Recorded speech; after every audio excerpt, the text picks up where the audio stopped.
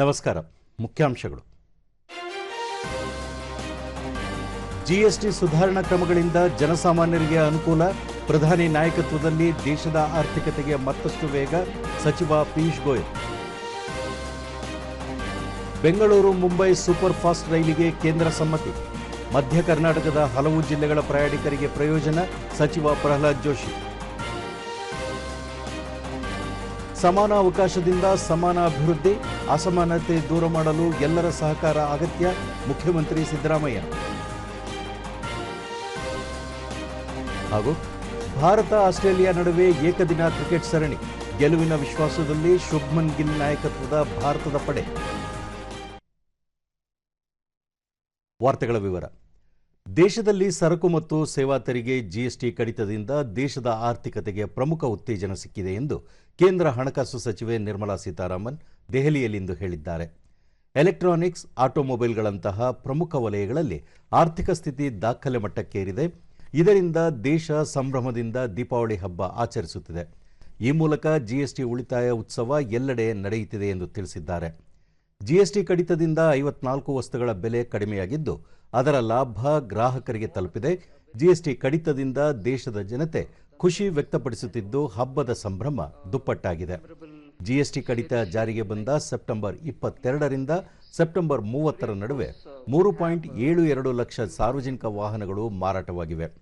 ಕೇವಲ 9 ದಿನಗಳಲ್ಲಿ tractor, AC, TV, ಆಹಾರ, ಎಣ್ಣೆ, ಸೌಂದರ್ಯವರ್ಧಕ ಉತ್ಪನ್ನಗಳು, ಪೋಷಣೆಯ ಆಹಾರಗಳ ಮಾರಾಟದಲ್ಲಿ ಭಾರಿ ಹೆಚ್ಚಳವಾಗಿದೆ ಎಂದು ವಿವರಿಸಿದರು.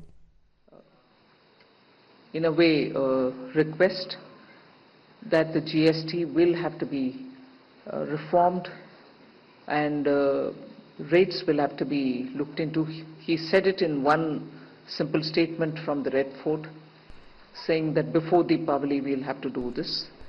And I'm indeed grateful, which is why I said that night when the council's meeting had happened, the council together unanimously agreed to reduction in rate, simplification of process, and also looking at the biggest complexity which had given a lot of opportunities or reasons for people to seek court justice through the court was the classification related issues.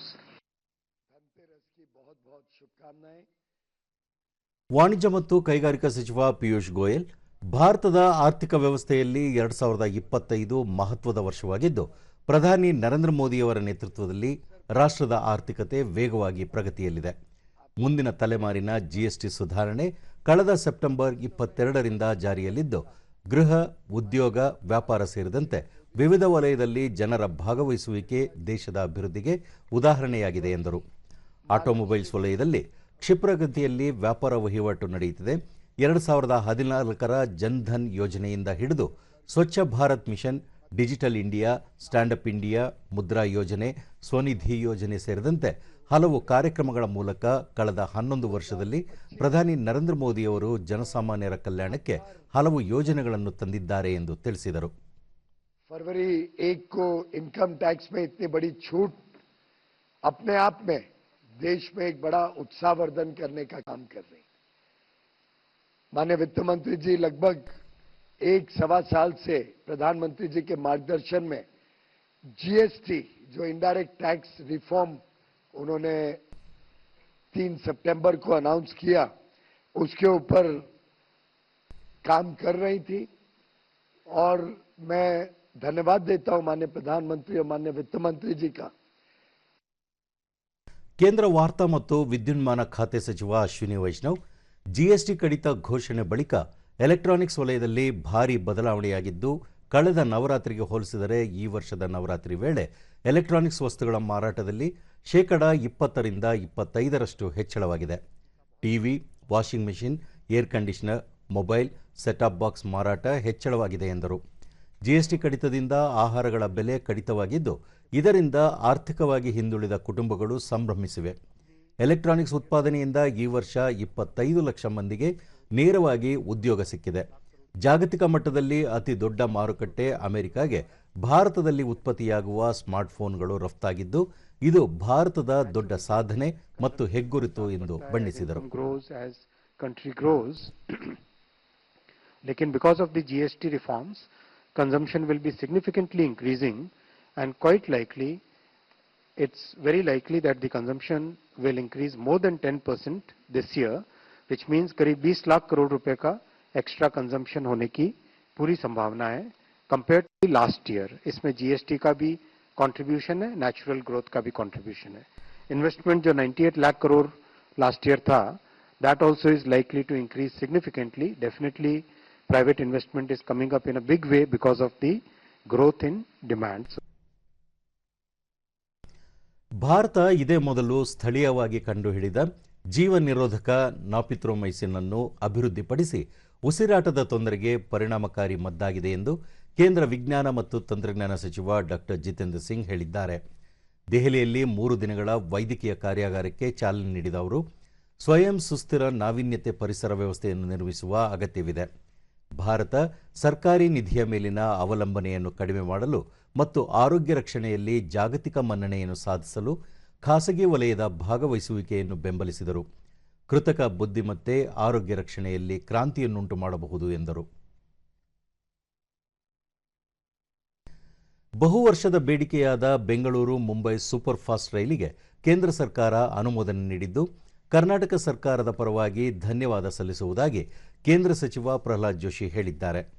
ಈ ಕುರಿತು ಸಾಮಾಜಿಕ ಜಾಲತಾಣದಲ್ಲಿ ಮಾಹಿತಿ ಹಂಚಿಕೊಂಡಿರುವ ಅವರು, ರೈಲು ಆರಂಭಕ್ಕೆ ಅನುಮತಿ ನೀಡಿದ ಹಿನ್ನೆಲೆಯಲ್ಲಿ ಪ್ರಧಾನಿ ನರೇಂದ್ರ ಮೋದಿ, ರೈಲ್ವೆ ಸಚಿವ ಅಶ್ವಿನಿ ವೈಷ್ಣವ್ ಹಾಗೂ ರೈಲ್ವೆ ಖಾತೆ ರಾಜ್ಯ ಸಚಿವ ವಿ ಸೋಮಣ್ಣ ಅವರನ್ನು ಅಭಿನಂದಿಸುವುದಾಗಿ ತಿಳಿಸಿದ್ದಾರೆ. ಕಳೆದ 30 ವರ್ಷಗಳಿಂದ ಬೆಂಗಳೂರು ಮುಂಬೈ ಸಂಪರ್ಕ ಕಲ್ಪಿಸುವ ಸೂಪರ್ ಫಾಸ್ಟ್ ರೈಲು ಉದ್ಯಾನ್ ಎಕ್ಸ್‌ಪ್ರೆಸ್ ಬೆಂಗಳೂರಿನಿಂದ ಗುಂಟಕಲ್, ಸೊಲ್ಲಾಪುರ ಮಾರ್ಗವಾಗಿ ಸಂಚರಿಸುತ್ತಿದೆ. ಬೆಂಗಳೂರು ಮುಂಬೈ ನಗರಕ್ಕೆ ಇನ್ನೊಂದು ಸೂಪರ್ ಫಾಸ್ಟ್ ರೈಲು ತುಮಕೂರು, ದಾವಣಗೆರೆ, ಹಾವೇರಿ, ಹುಬ್ಬಳ್ಳಿ, ಧಾರವಾಡ, ಬೆಳಗಾವಿ ಮಾರ್ಗವಾಗಿ ಮುಂಬೈ ತಲುಪಬೇಕೆನ್ನುವ ಬೇಡಿಕೆ ಇತ್ತು. ಅದಕ್ಕೆ ರೈಲ್ವೆ ಸಚಿವ ಅಶ್ವಿನಿ ವೈಷ್ಣವ್ ಸ್ಪಂದಿಸಿ ರೈಲು ಆರಂಭಕ್ಕೆ ಅನುವು ಮಾಡಿಕೊಟ್ಟಿದ್ದಾರೆ. ಶೀಘ್ರದಲ್ಲೇ ವೇಳಾಪಟ್ಟಿ ಬಿಡುಗಡೆಯಾಗಲಿದೆ ಎಂದಿದ್ದಾರೆ. ಈ ಸಂಬಂಧ ರೈಲ್ವೆ ಸಚಿವ ಅಶ್ವಿನಿ ವೈಷ್ಣವ್ ಅವರನ್ನು ಭೇಟಿಯಾಗಿ ಅಭಿನಂದನೆ ಸಲ್ಲಿಸಿರುವುದಾಗಿ ಅವರು ತಿಳಿಸಿದ್ದಾರೆ. ಮೈಸೂರು ವಿಶ್ವವಿದ್ಯಾಲಯದ ಡಾಕ್ಟರ್ ಬಿಆರ್ ಅಂಬೇಡ್ಕರ್ ಸಂಶೋಧನೆ ಹಾಗೂ ವಿಸ್ತರಣಾ ಕೇಂದ್ರದಲ್ಲಿಂದು ರಜತ ಮಹೋತ್ಸವ ಹಾಗೂ ನೂತನ ಜ್ಞಾನದರ್ಶನ ಕಟ್ಟಡವನ್ನು ಮುಖ್ಯಮಂತ್ರಿ ಸಿದ್ದರಾಮಯ್ಯ ಲೋಕಾರ್ಪಣೆಗೊಳಿಸಿದರು. ಈ ವೇಳೆ ಸಮಾಜ ಕಲ್ಯಾಣ ಸಚಿವ ಎಚ್.ಸಿ. ಮಹದೇವಪ್ಪ, ಶಾಸಕ ಹರೀಶ್ ಗೌಡ, ವಿಧಾನ ಪರಿಷತ್ ಸದಸ್ಯ ಡಾಕ್ಟರ್ ಡಿ. ತಿಮ್ಮಯ್ಯ, ಮೈಸೂರು ವಿಶ್ವವಿದ್ಯಾಲಯದ ಕುಲಪತಿ ಎನ್.ಕೆ. ಲೋಕನಾಥ್ ಮತ್ತಿತರರು ಉಪಸ್ಥಿತರಿದ್ದರು.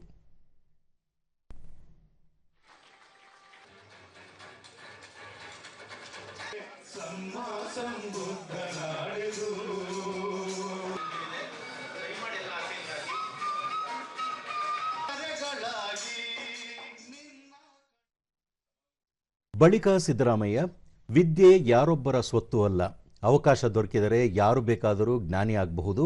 ಡಾಕ್ಟರ್ ಬಿಆರ್ ಅಂಬೇಡ್ಕರ್ ಅವರು ಈ ದಿಸೆಯಲ್ಲಿ ಶ್ರಮವಹಿಸಿ ಜ್ಞಾನದ ಬಲದಿಂದ ಸಮಾಜದ ಬದಲಾವಣೆ ಮತ್ತು ಪರಿವರ್ತನೆಗೆ ಬಹುದೊಡ್ಡ ಕೊಡುಗೆ ನೀಡಿದರು. ಜಗತ್ತಿನ ಹಲವು ಸಮಾಜ ಮತ್ತು ಸಂವಿಧಾನಗಳನ್ನು ಅಧ್ಯಯನ ಮಾಡಿದ ಡಾಕ್ಟರ್ ಬಿಆರ್ ಅಂಬೇಡ್ಕರ್ ಅವರು ನಮಗೆ ಶ್ರೇಷ್ಠ ಸಂವಿಧಾನ ರೂಪಿಸಿಕೊಟ್ಟಿದ್ದಾರೆ. ಸಮಾಜದಲ್ಲಿ ಇಂದಿಗೂ ಅಸಮಾನತೆ ಹಾಗೆ ಇದ್ದು ಅದನ್ನು ದೂರ ಮಾಡುವ ನಿಟ್ಟಿನಲ್ಲಿ ಎಲ್ಲರೂ ಶ್ರಮಿಸಬೇಕಾಗಿದೆ ಎಂದರು. ಅವತ್ತು ವೈರುಧ್ಯತೆ ಇರ್ತಕ್ಕಂಥ ಸಮಾಜಕ್ಕೆ ಕಾಲಿಡ್ತಾ ಇದ್ದೀವಿ, ವೈರುಧ್ಯತೆ ಇರ್ತಕ್ಕಂಥ ಸಮಾಜಕ್ಕೆ ಕಾಲಿಡ್ತಾ ಇದ್ದೀವಿ. ಇವತ್ತಿಗೂ ವೈರುಧ್ಯತೆ ಇದೆ, ಈಗ ಸ್ವಲ್ಪ ಕಡಿಮೆ ಆಗಿದೆ. ಅವತ್ತು ಬಾಬಾ ಸಾಹೇಬ್ ಅಂಬೇಡ್ಕರ್ ನೋಡಿದಂತ ಸಮಾಜ ಬಹಳ ವೈರುಧ್ಯತೆ ಇತ್ತು. ಇಂಥ ಸಮಾಜಕ್ಕೆ ನಾವು ಕಾಲಿಡುವಾಗ ಈ ಸಾಮಾಜಿಕ ಅಸಮಾನತೆ, ಆರ್ಥಿಕ ಅಸಮಾನತೆ, ಶೈಕ್ಷಣಿಕ ಅಸಮಾನತೆ, ರಾಜಕೀಯ ಅಸಮಾನತೆಯಿಂದ ಕೂಡಿರ್ತಕ್ಕಂಥ ಸಮಾಜ ಇದೆಯಲ್ಲ, ಇದು ಬದಲಾವಣೆ ಮಾಡಬೇಕು ಬೇಡ? ಬಾಬಾ ಸಾಹೇಬ್ ಅಂಬೇಡ್ಕರ್ ಅವರು ಅವರ ಜೀವನದ ಉದ್ದಕ್ಕೂ ಕೂಡ ಅವ್ರು ಬದುಕಿರೋವರಿಗೆ ಸಮಾಜದಲ್ಲಿರ್ತಕ್ಕಂಥ ಬದಲಾವಣೆಗೆ ಪ್ರಯತ್ನವನ್ನ ಮಾಡಿದ್ರು. ಡಾಕ್ಟರ್ ಎಚ್.ಸಿ. ಮಹದೇವಪ್ಪ, ಮೈಸೂರು ವಿಶ್ವವಿದ್ಯಾಲಯ ಐತಿಹಾಸಿಕ ಪರಂಪರೆ ಹೊಂದಿರುವ ಜ್ಞಾನದ ಕೇಂದ್ರ. ಕುವೆಂಪು ಅವರ ವಿಶ್ವಮಾನವ ತತ್ವ, ಅಂಬೇಡ್ಕರ್ ಅವರ ಸಮಾನತೆ, ನಾಲ್ವಡಿ ಕೃಷ್ಣರಾಜ ಒಡೆಯರ್ ಅವರು ದೇಶದಲ್ಲೇ ಮೊದಲ ಬಾರಿಗೆ ಜಾರಿಗೆ ತಂದಿದ್ದ ಪ್ರಜಾಪ್ರತಿನಿಧಿ ಸಭೆ ಹಾಗೂ ಮೀಸಲಾತಿ ತತ್ವಗಳಿಂದಾಗಿ ಮೈಸೂರು ಮತ್ತು ಮೈಸೂರು ವಿಶ್ವವಿದ್ಯಾಲಯ ಇಂದಿಗೂ ಜ್ಞಾನ ಕೇಂದ್ರವಾಗಿದೆ ಎಂದು ಅಭಿಪ್ರಾಯಪಟ್ಟರು. ಪ್ರತಿಯೊಬ್ಬ ಪ್ರಜೆಯು ಪ್ರಜಾಸತ್ತಾತ್ಮಕ ನಡವಳಿಕೆಗಳ ಮೂಲಕ ದೇಶವನ್ನು ಮುನ್ನಡೆಸುವಂಥ ಉದಾತ್ತವಾದಂಥ ಧ್ಯೇಯೋದ್ದೇಶಗಳನ್ನು ಇಟ್ಟು ಈ ಸಮಾಜವನ್ನು ದೇಶವನ್ನು ಕಟ್ಟಿಸುವ ಮಾರ್ಗಗಳನ್ನು ನಮಗೆ ಹೇಳಿದ್ದಾರೆ. ಕುಲಪತಿ ಎನ್.ಕೆ. ಲೋಕನಾಥ್ ನೂತನ ಜ್ಞಾನದರ್ಶನ ಮೈಸೂರು ವಿಶ್ವವಿದ್ಯಾಲಯದ ಜ್ಞಾನ ಪರಂಪರೆಯನ್ನು ಮುಂದುವರಿಸಿಕೊಂಡು ಹೋಗಲು ಕೊಡುಗೆ ನೀಡಲಿದೆ ಎಂದರು. ಮುಖ್ಯ ಗ್ರಂಥಾಲಯದ ಜೊತೆಗೆ ಹಲವಾರು ಗ್ರಂಥಾಲಯಗಳು ಅಪರೂಪದ ಗ್ರಂಥಗಳನ್ನು ಹೊಂದಿವೆ. ವಿದ್ಯಾರ್ಥಿಗಳು ಹಾಗೂ ಸಂಶೋಧಕರು ಅವುಗಳ ಉಪಯೋಗ ಪಡೆದು ತಾವು ಬೆಳೆಯಬೇಕು, ತನ್ಮೂಲಕವಾಗಿ ಸಾಧಕರಾಗಿ ವಿಶ್ವವಿದ್ಯಾಲಯಕ್ಕೆ ಕೀರ್ತಿ ತರಬೇಕು. ಧಾರವಾಡದ ಕರ್ನಾಟಕ ವಿದ್ಯಾವರ್ಧಕ ಸಂಘ, ಕರ್ನಾಟಕ ಗಡಿ ಪ್ರದೇಶಾಭಿವೃದ್ಧಿ ಪ್ರಾಧಿಕಾರ ಹಾಗೂ ನಾಗನೂರ ರುದ್ರಾಕ್ಷಿ ಮಠದ ಸಹಯೋಗದಲ್ಲಿ ಬೆಳಗಾವಿಯಲ್ಲಿಂದು ಹಮ್ಮಿಕೊಂಡಿದ್ದ ಗಡಿನಾಡಿನಲ್ಲಿ ಕನ್ನಡ ಜಾಗೃತಿ ಮತ್ತು ಸಾಂಸ್ಕೃತಿಕ ಸಂಭ್ರಮ ಕಾರ್ಯಕ್ರಮಕ್ಕೆ ಗಡಿ ಪ್ರದೇಶಗಳ ಉಸ್ತುವಾರಿ ಸಚಿವ ಎಚ್.ಕೆ. ಪಾಟೀಲ್ ಉದ್ಘಾಟಿಸಿದರು. ಈ ವೇಳೆ ಸಂಸದ ಜಗದೀಶ್ ಶೆಟ್ಟರ್, ಶಾಸಕ ಆಸಿಫ್ ರಾಜ್ ಸೇಠ್, ಮಾಜಿ ಶಾಸಕ ಚಂದ್ರಕಾಂತ್ ಬೆಲ್ಲದ್, ಗದಗ ಡಂಬಳ ತೋಂಟದಾರ್ಯ ಮಠದ ಸಿದ್ದರಾಮ ಮಹಾಸ್ವಾಮೀಜಿ ಸೇರಿದಂತೆ ಹಲವರು ಉಪಸ್ಥಿತರಿದ್ದರು.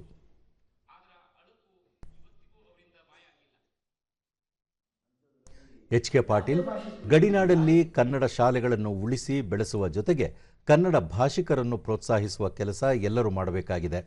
ಬೆಳಗಾವಿ ಗಡಿಗೆ ಹೊಂದಿಕೊಂಡಂತಿರುವ ಗಡಿ ಭಾಗದಲ್ಲಿ ನವೆಂಬರ್ 1ರ ಒಳಗಾಗಿ 10 ಸರ್ಕಾರಿ ಕನ್ನಡ ಪ್ರಾಥಮಿಕ ಶಾಲೆಗಳನ್ನು ಆರಂಭಿಸಲು ಸರ್ಕಾರ ಒಪ್ಪಿಕೊಂಡಿದ್ದು, ಶೀಘ್ರದಲ್ಲೇ ಆದೇಶ ಹೊರಬೀಳಲಿದೆ. ಅಗತ್ಯವೆನಿಸಿದಲ್ಲಿ ಅಂಗನವಾಡಿ ಕೇಂದ್ರಗಳನ್ನು ಆರಂಭಿಸಲಾಗುವುದು ಎಂದು ಹೇಳಿದರು. ಬೆಳಗಾವಿ ಗಡಿ ವಿವಾದ ಮುಗಿದ ಅಧ್ಯಾಯ. ಗಡಿ ವಿಷಯಕ್ಕೆ ಸಂಬಂಧಿಸಿದಂತೆ ಮಹಾಜನ್ ವರದಿಯೇ ಅಂತಿಮ. ಕನ್ನಡಿಗರು ಸರ್ವ ಭಾಷಿಕರೊಂದಿಗೆ ಸಹಬಾಳ್ವೆ ನಡೆಸುವ ಔದಾರ್ಯ ಅನುಸರಿಸುತ್ತಾ ಬಂದಿದ್ದಾರೆ. ರಾಜ್ಯ ಸರ್ಕಾರ ಗಡಿ ಭಾಷೆ ರಕ್ಷಣೆಗೆ ಬದ್ಧವಾಗಿದೆ ಎಂದು ತಿಳಿಸಿದರು.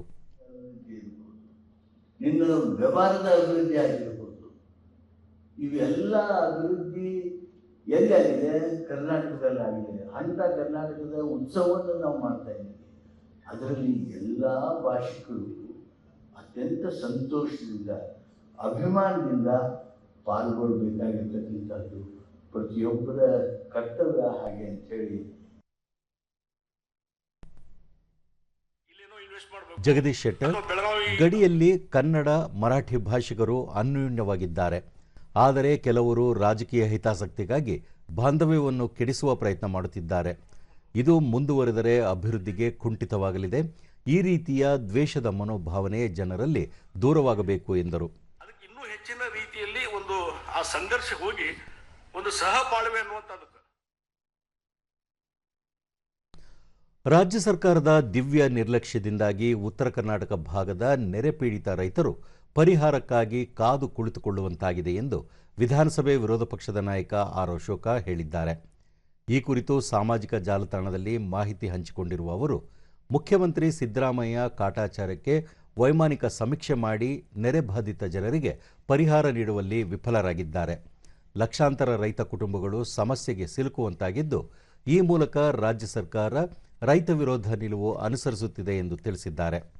ಕೇಂದ್ರ ಸರ್ಕಾರ ಜಿಎಸ್ಟಿ ಸರಕು ಮತ್ತು ಸೇವಾ ತೆರಿಗೆ ದರ ಇಳಿಕೆ ಮಾಡಿ ಜನಸಾಮಾನ್ಯರು ತಮಗೆ ಇಷ್ಟವಾದ ವಸ್ತುಗಳನ್ನು ಕೊಳ್ಳಲು ಅವಕಾಶ ಮಾಡಿಕೊಟ್ಟಿದೆ.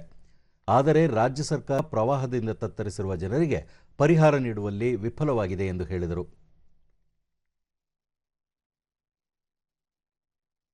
ವಿಶ್ವ ಹೃದಯ ದಿನಾಚರಣೆ ಅಂಗವಾಗಿ ಕೊಪ್ಪಳದ ಜಿಲ್ಲಾ ಕ್ರೀಡಾಂಗಣದಲ್ಲಿಂದು ಆಯೋಜಿಸಿದ್ದ ಗಾಳಿಪಟ ಸ್ಪರ್ಧೆಗೆ ಜಿಲ್ಲಾ ಪೊಲೀಸ್ ವರಿಷ್ಠಾಧಿಕಾರಿ ಡಾಕ್ಟರ್ ರಾಮ್ ಎಲ್ ಅರಸಿದ್ದಿ ಚಾಲನೆ ನೀಡಿದರು. ಈ ವೇಳೆ ಸ್ಪರ್ಧೆಯ ಆಯೋಜಕ ಡಾಕ್ಟರ್ ಬಸವರಾಜ, ಜಿಲ್ಲಾ ಆರೋಗ್ಯ ಅಧಿಕಾರಿ ಧನರೆಡ್ಡಿ, ವೈದ್ಯರು ಉಪಸ್ಥಿತರಿದ್ದರು.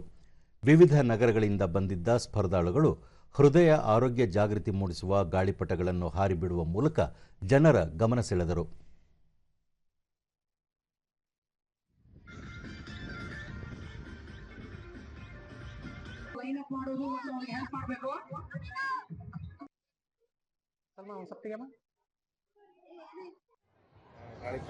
ದೂರದರ್ಶನದೊಂದಿಗೆ ಡಾಕ್ಟರ್ ರಾಮ್ ಎಲ್ ಅರಸಿದ್ದಿ ಹೃದಯ ಮತ್ತು ಆರೋಗ್ಯದ ಕುರಿತು ಜಾಗೃತಿ ಮೂಡಿಸುವ ಗಾಳಿಪಟ ಸ್ಪರ್ಧೆ ಜನಜಾಗೃತಿಗೆ ಉತ್ತಮ ವೇದಿಕೆಯಾಗಿದೆ ಎಂದರು.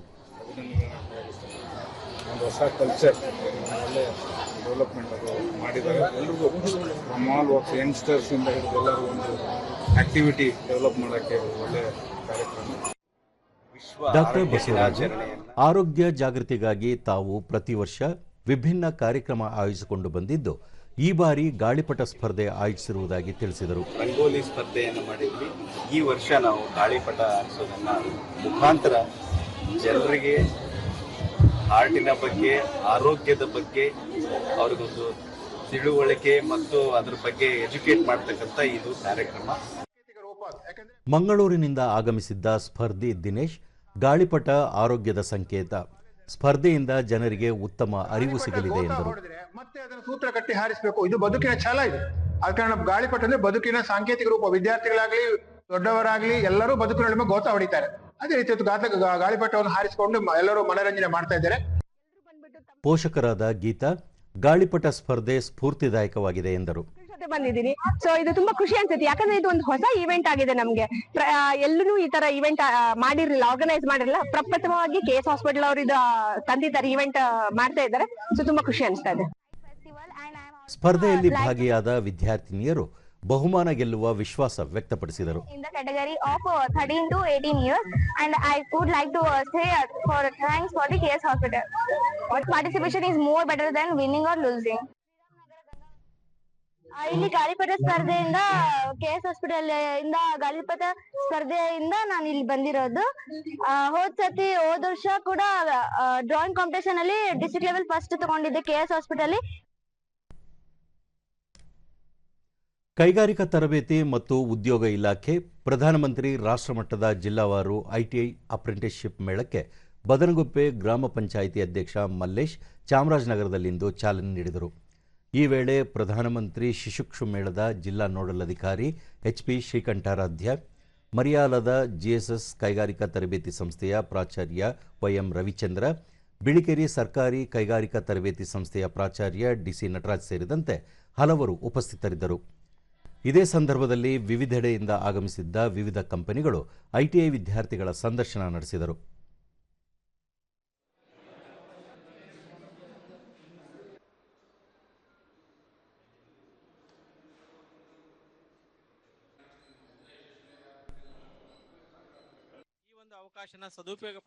ಶ್ರೀಕಂಠಾರಾಧ್ಯ, ಪ್ರಧಾನಮಂತ್ರಿ ಶಿಶುಕ್ಷು ಮೇಳದಲ್ಲಿ ಜಿಲ್ಲೆಯ 14ಕ್ಕೂ ಅಧಿಕ ಕೈಗಾರಿಕಾ ತರಬೇತಿ ಕಾಲೇಜುಗಳ ವಿದ್ಯಾರ್ಥಿಗಳು ಪಾಲ್ಗೊಂಡಿದ್ದು 10ಕ್ಕೂ ಹೆಚ್ಚು ಕಂಪನಿಗಳು 1880 ಹುದ್ದೆಗಳನ್ನು ಭರ್ತಿ ಮಾಡಿಕೊಳ್ಳಲು ಮುಂದಾಗಿವೆ. ಆಯ್ಕೆಯಾದ ಅಭ್ಯರ್ಥಿಗಳಿಗೆ 1 ವರ್ಷದ ತರಬೇತಿ ನೀಡಿ ಆನಂತರ ಕಂಪನಿಯಲ್ಲೇ ಕೆಲಸಕ್ಕೆ ಸೇರಿಸಿಕೊಳ್ಳಲು ಮುಂದಾಗಿವೆ ಎಂದು ತಿಳಿಸಿದರು. ಯಾರು ಅಪ್ರೆಂಟಿಸ್ ಆಗಿರ್ತಾರೆ ಅವ್ರಿಗೆ 5,000 ಸಹಾಯಧನ ಕೂಡ ಕೊಡ್ತಾ ಇದ್ದಾರೆ. ಇದೆಲ್ಲ ಫೆಸಿಲಿಟೀಸ್ ನಮ್ಮ ಜಿಲ್ಲೆಯಾದ್ಯಂತ ಇರುವಂತ ತರಬೇತಿದಾರರು ಇದನ್ನು ಉಪಯೋಗಿಸಿಕೊಳ್ಬೇಕು. ಗ್ರಾಮ ವಿಕಾಸ ಸೊಸೈಟಿ ಪ್ರಧಾನ ವ್ಯವಸ್ಥಾಪಕ ಮಹಂತಯ್ಯ, ಕೇಂದ್ರ ಸರ್ಕಾರದ ಮಹತ್ವಾಕಾಂಕ್ಷಿ ಯೋಜನೆಗಳಲ್ಲಿ ಒಂದಾದ ಪ್ರಧಾನಮಂತ್ರಿ ಶಿಶುಕ್ಷು ಮೇಳದಲ್ಲಿ ಅಸಂಖ್ಯಾತ ವಿದ್ಯಾರ್ಥಿಗಳು ಮತ್ತು ಉದ್ಯೋಗದಾತರು ಪಾಲ್ಗೊಂಡಿದ್ದು ಇದು ಉತ್ತಮ ವೇದಿಕೆ ಎಂದು ಹೇಳಿದರು. ಮಕ್ಕಳಿಗೆ ಒಂದೇ ಒಂದು ಪ್ಲಾಟ್ಫಾರ್ಮ್ ಅಲ್ಲಿ ಹೇಳೋದ್ರ ಮೂಲಕ ಸೊ ಅದಕ್ಕೆ ಯಾವ ತರ ತಯಾರಿ ಮಾಡ್ಕೋಬಹುದು ಅಂತ ಹೇಳಿ ಈಗಾಗಲೇ ಓದ್ತಾ ಇರುವಂತ ITI ಸೀನಿಯರ್ಸ್ ಮಕ್ಕಳಿಗೆ ಇದನ್ನ ಹೇಳೋದ್ರಿಂದ so we have enough time ಅವ್ರನ್ನ ಪ್ರಾಪರ್ ವೇದಲ್ಲಿ ಇವನ್ ITI ಕಾಲೇಜಲ್ಲಿರುವಂಥ ಸ್ಟಾಫ್ಗಳು ಕೂಡ ಸರಿಯಾಗಿ ಟ್ರೈನ್ ಅಪ್ ಮಾಡಬಹುದು. ಮೇಳದಲ್ಲಿ ಪಾಲ್ಗೊಂಡಿದ್ದ KS ಚಂದನ, ಈಗಷ್ಟೇ ಪದವಿ ಪೂರ್ಣಗೊಳಿಸಿದ್ದೇನೆ, ಅಪ್ರೆಂಟಿಸ್ಶಿಪ್ ಮೇಳದಲ್ಲಿ ನೋಂದಣಿ ಮಾಡಿಕೊಂಡಿದ್ದು ಉದ್ಯೋಗ ಸಿಗುವ ನಿರೀಕ್ಷೆಯಲ್ಲಿದ್ದೇನೆ ಎಂದರು. ಅಲಿಯುವಂಥದ್ದು ಏನಿರಲ್ಲ, ಅಲ್ಲೇ ನಾವು ಜಾಬ್ನ ಕಂಟಿನ್ಯೂ ಮಾಡ್ಬೋದು.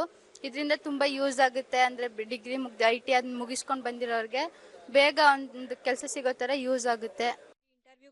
ಇನ್ನೋರ್ವ ಫಲಾನುಭವಿ ಹೊಸುಂದರ, 10ಕ್ಕೂ ಹೆಚ್ಚು ಕಂಪನಿಗಳು ಪಾಲ್ಗೊಂಡಿದ್ದು ಕೌಶಲ್ಯಯುಕ್ತ ಅಭ್ಯರ್ಥಿಗಳನ್ನು ಆಯ್ಕೆ ಮಾಡಿಕೊಂಡು ಶಿಷ್ಯ ವೇತನ ನೀಡಲಿದ್ದಾರೆ. 1 ವರ್ಷದ ತರಬೇತಿ ಬಳಿಕ ತಮ್ಮ ಕಂಪನಿಯಲ್ಲೇ ಉದ್ಯೋಗ ನೀಡಲಿದ್ದಾರೆ. ಇದು ಒಳ್ಳೆಯ ಬೆಳವಣಿಗೆ ಎಂದು ಹೇಳಿದರು. ITI ಮಾಡಿರೋರಿಗೆ, ಡಿಗ್ರಿ ಮಾಡಿರೋರಿಗೆ, ಯಾರ್ಯಾರು ಕೆಲಸ ಇಲ್ಲ ನಾವು ಹುಡ್ಕೊಂಡು ಹೋಗ್ಬೇಕು ಅನ್ನೋರಿಗೆಲ್ಲ ಫುಲ್ ಯೂಸ್ಫುಲ್ ಆಗುತ್ತೆ. ಉತ್ತರ ಕನ್ನಡ ಜಿಲ್ಲೆಯ ಶಿರಸಿಯ ಬಿಡ್ಕಿ ಬೈಲ್ನಲ್ಲಿ ಸೈಬರ್ ಅಪರಾಧ ಜಾಗೃತಿ ಜಾಥಾಕ್ಕೆ ಪೊಲೀಸ್ ವರಿಷ್ಠಾಧಿಕಾರಿ MN ದೀಪನ್ ಚಾಲನೆ ನೀಡಿದರು. ಜಾಥಾದಲ್ಲಿ ವಿದ್ಯಾರ್ಥಿಗಳು ಸೇರಿದಂತೆ ಹಲವರು ಪಾಲ್ಗೊಂಡಿದ್ದರು. ಈ ಸಂದರ್ಭದಲ್ಲಿ ಸೈಬರ್ ಅಪರಾಧದಿಂದ ಆಗುವ ಅನಾಹುತಗಳ ಕುರಿತ ಮಾಹಿತಿ ಪ್ರದರ್ಶಿಸಲಾಯಿತು. ಈ ವೇಳೆ DYSP Geeta Patil, circle inspector Shashikant Varma, police ಅಧಿಕಾರಿಗಳಾದ ನಾಗಪ್ಪ ಬೋವಿ, ಸಂತೋಷ್ ಕುಮಾರ್ ಸೇರಿದಂತೆ ಮತ್ತಿತರರು ಉಪಸ್ಥಿತರಿದ್ದರು.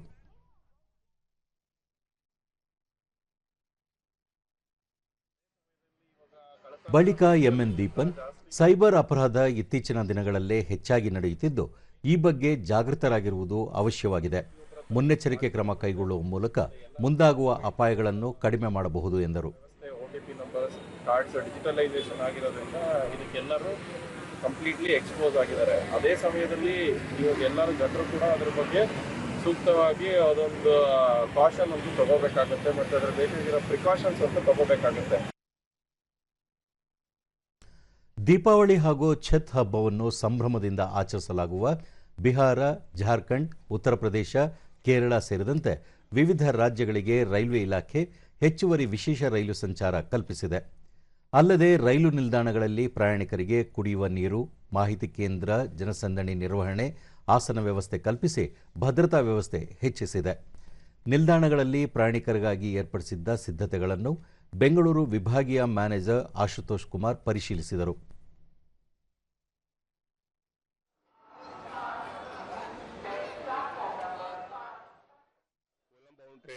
ಬಳಿಕ ದೂರದರ್ಶನದೊಂದಿಗೆ ಅವರು ಹಬ್ಬದ ಪ್ರಯುಕ್ತ ಹೆಚ್ಚಿನ ಕಾರ್ಮಿಕರು ತಮ್ಮ ಮನೆಗಳಿಗೆ ತೆರಳುತ್ತಿದ್ದು, ಈ ಬಾರಿ ಹೆಚ್ಚುವರಿಯಾಗಿ 95 ವಿಶೇಷ ರೈಲುಗಳನ್ನು ಓಡಿಸಲಾಗುತ್ತಿದೆ. ಈ ರೈಲುಗಳಿಗೆ ಹೆಚ್ಚುವರಿ ಬೋಗಿಗಳನ್ನು ಅಳವಡಿಸಲಾಗಿದೆ. ಅಲ್ಲದೆ ನಿಲ್ದಾಣದಲ್ಲಿ ಹೆಚ್ಚುವರಿ ಜನರನ್ನು ನಿರ್ವಹಣೆ ಮಾಡಲು ಎಲ್ಲಾ ರೀತಿಯ ಸಿದ್ಧತೆ ಮಾಡಿಕೊಳ್ಳಲಾಗಿದೆ ಎಂದು ಮಾಹಿತಿ ನೀಡಿದರು. Commercial staff and railway staff to manage the crowd situation in all the terminals. Vedavyasa ವಿರಚಿತ ಮಹಾಭಾರತ ಧಾರಾವಾಹಿಯನ್ನು ಕೃತಕ ಬುದ್ಧಿಮತ್ತೆ ತಂತ್ರಜ್ಞಾನ ಎಐ ಮೂಲಕ ಪುನರ್ರಚನೆ ಮಾಡಲಾಗಿದೆ. ಈ ಧಾರಾವಾಹಿ ಇದೇ 25ರಂದು ಪ್ರಸಾರ ಭಾರತೀಯ ವೇವ್ಸ್ OTT ವೇದಿಕೆಯಲ್ಲೂ ಪ್ರಸಾರಗೊಳ್ಳಲಿದೆ. ಬಳಿಕ ನವೆಂಬರ್ 2ರಿಂದ ಪ್ರತಿ ಭಾನುವಾರ ಬೆಳಗ್ಗೆ 11 ಗಂಟೆಗೆ ದೂರದರ್ಶನದಲ್ಲಿ ಈ ಧಾರಾವಾಹಿ ಪ್ರಸಾರವಾಗಲಿದೆ.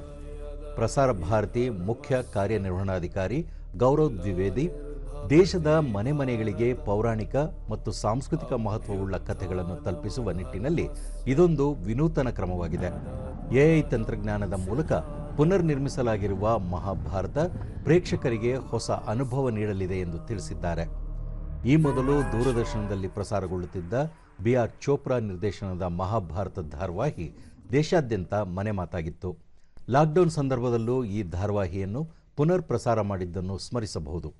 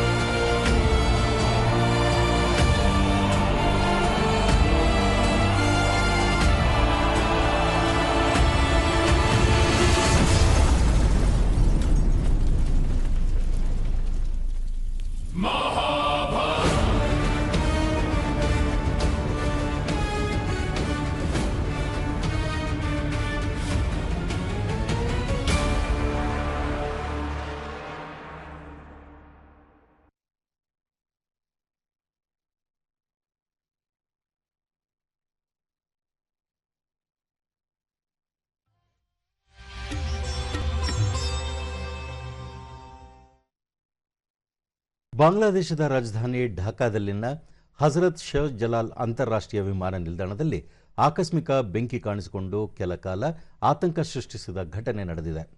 ವಿಮಾನ ನಿಲ್ದಾಣದ ಕಾರ್ಗೋ ವಿಭಾಗದಲ್ಲಿ ಇದ್ದಕ್ಕಿದ್ದಂತೆ ದೊಡ್ಡ ಪ್ರಮಾಣದಲ್ಲಿ ಬೆಂಕಿ ಕಾಣಿಸಿಕೊಂಡು ದಟ್ಟ ಹೊಗೆ ಆವರಿಸಿತ್ತು. ಇದರಿಂದ ತಕ್ಷಣ ಎಲ್ಲ ವಿಮಾನ ನಿಲ್ದಾಣಗಳ ಹಾರಾಟ ರದ್ದುಗೊಳಿಸಲಾಯಿತು. ಸ್ಥಳಕ್ಕೆ 32 ಅಗ್ನಿಶಾಮಕ ವಾಹನಗಳು ಬೆಂಕಿ ನಂದಿಸಲು ಮುಂದಾದವು. ಪ್ರಾಥಮಿಕ ಮಾಹಿತಿ ಪ್ರಕಾರ ಯಾವುದೇ ಪ್ರಾಣಹಾನಿ ಸಂಭವಿಸಿಲ್ಲ ಎಂದು ತಿಳಿದುಬಂದಿದೆ.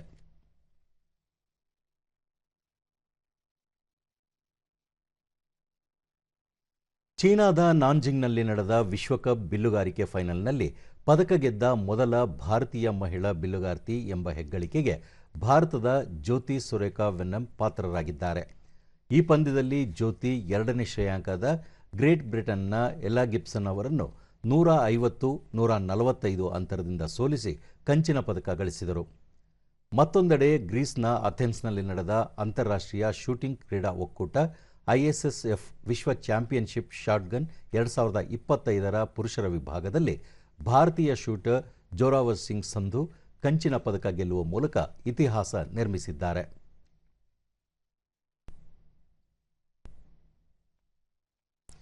ಭಾರತ ಆಸ್ಟ್ರೇಲಿಯಾ ನಡುವಿನ 3 ಪಂದ್ಯಗಳ ಏಕದಿನ ಕ್ರಿಕೆಟ್ ಸರಣಿ ನಾಳೆಯಿಂದ ಆರಂಭವಾಗಲಿದೆ.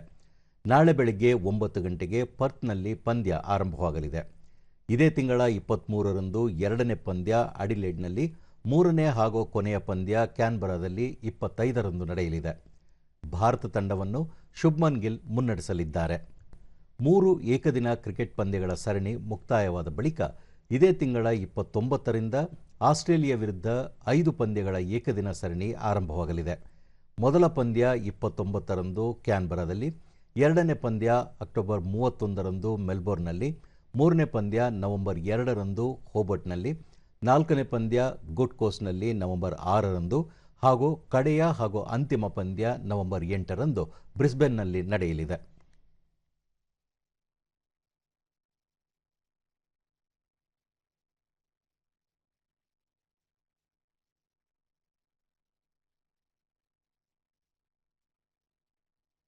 ಕೇರಳ ರಾಜ್ಯದಲ್ಲಿ ಭಾರೀ ಮಳೆಯಾಗುವ ಸಾಧ್ಯತೆ ಇದೆ ಎಂದು ಭಾರತೀಯ ಹವಾಮಾನ ಇಲಾಖೆ ಮುನ್ಸೂಚನೆ ನೀಡಿದೆ. ಇಡುಕ್ಕಿ, ಕೊಟ್ಟಯಂ, ಪತನಂತಿಟ್ಟ ಜಿಲ್ಲೆಗಳಿಗೆ ಆರೆಂಜ್ ಅಲರ್ಟ್ ಘೋಷಿಸಲಾಗಿದ್ದು, ಮಲಪ್ಪುರಂ, ಕೋಝಿಕೋಡೆ, ಕಣ್ಣೂರ್, ಕಾಸರಗೋಡು ಜಿಲ್ಲೆಗಳಲ್ಲಿ ನಾಳೆಯೂ ಆರೆಂಜ್ ಅಲರ್ಟ್ ಮುಂದುವರಿಯಲಿದೆ. ಉಳಿದಂತೆ 6 ಜಿಲ್ಲೆಗಳಿಗೆ ಯೆಲ್ಲೋ ಅಲರ್ಟ್ ಘೋಷಿಸಲಾಗಿದೆ. ಕರ್ನಾಟಕ ಸಂಗೀತದಲ್ಲಿ ಹೆಸರು ಮಾಡಿದ್ದ ಗಾನ ಕಲಾಭೂಷಣ ಆರ್ಯ ರಮಾಮಣಿ ಬೆಂಗಳೂರಿನಲ್ಲಿ ಇಂದು ಅನಾರೋಗ್ಯದಿಂದ ನಿಧನರಾಗಿದ್ದಾರೆ. ಮೃತ ರಮಾಮಣಿಯವರ ಪತಿ ಮೃದಂಗ ವಿದ್ವಾನ್ ಗಾನ ಕಲಾಭೂಷಣ ದಿವಂಗತ TAS ಮಣಿಯವರು ಸುಮಾರು 5 ದಶಕಗಳ ಕಾಲ ಹಲವಾರು ದೇಶಗಳಲ್ಲಿ ಕರ್ನಾಟಕ ಸಂಗೀತವನ್ನು ಜನಪ್ರಿಯಗೊಳಿಸುವಲ್ಲಿ ಶ್ರಮಿಸಿದ್ದರು.